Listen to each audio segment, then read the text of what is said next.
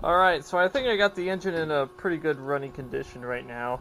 I think it's just a little cold. It kind of stutters when you don't have full choke on. I'll have to do some more investigating, see if there's anything wrong with the carburetor. But anyways, I actually had to change out the fuel pump because the first fuel pump I got was this cheap Amazon Bravix. It was advertised as a 2.5 psi to a 4 psi, but it definitely wasn't. And what I noticed is there's no part number on this thing, so it's really easily confused. It could be a 5 to 7, which obviously this is an import engine, so that was just completely flooding. It would bypass the float bowl and everything and just gurgle up gasoline like crazy. So I had to run to the auto parts store and had to buy a $50 fuel pump. But this thing is actually pretty nice. It's an Edelbrock, and it's a 3 to 5 psi, if you can see that. But anyways, I'm going to see if I can find this. Hook up the ignition here. This is my little ignition control. Get that baby nice and firmed up, and let's see where it goes.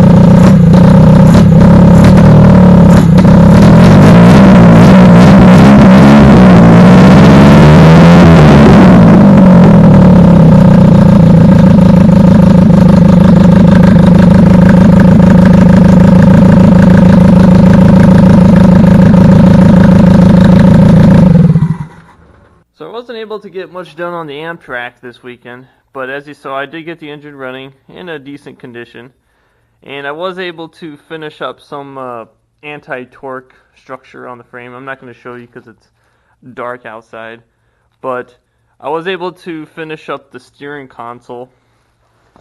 It's just a bent bracket with two clutch master cylinders hooked together.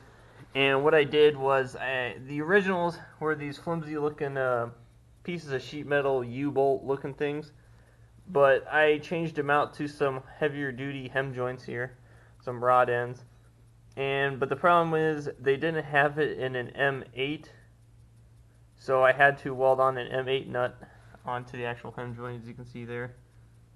And that's how I'm going to pretty much adjust the throwout on the steering levers. So this will basically control and actuate each caliper set on either side of the track, giving you the brake differential steering. One thing I think I'm going to change up is the distance between the two steering levers, just because they take up a lot of room right now. So what I'll probably do is I'll angle it in each one probably by about an inch or so, and then go up from there. So that way it'll take up less real estate on the driver's side of things. But the rule of thumb, if you ever venture the Russian forums, steering lever ratio, you're going to want at least a 17-to-1 lever ratio. I'm going to be doing probably a 25 to 28 steering lever ratio, just from a safety aspect and making it easier to steer. That's basically all it's doing. More leverage, obviously. But, I mean, you get more throw. Just as a, I guess a benchmark, the steering clutch levers on my Caterpillar D2 have a 9-inch throw, so nothing fancy there. But yeah, basically you just got one steering lever for each track. Hopefully in the future I would like to try clutch brake steering, but that would take a lot more resources. Just a little progress update, really not much. I mean, same situation I was before. The engine is running, as you can tell by the video there. A little rough, but running. Right now I'm in progress of bleeding these brakes. They're becoming a lot bigger pain in the ass than I thought they were going to be. So right now I got it gravity bleeding right now. I just don't know what's happening here. I mean, the bleed nipples are in the correct position. They're up. I don't know if it's the funky circuitry I got going on here, but so I'm gonna let this bleed for about half an hour here and see if that gets rid of all the air bubbles. I just don't know what's happening, but yeah, got these two bleeding right now. I mean, the clutch ended up perfect. I mean, that thing works just fine. So I don't know what's happening with the brakes, but we'll see what I can do there.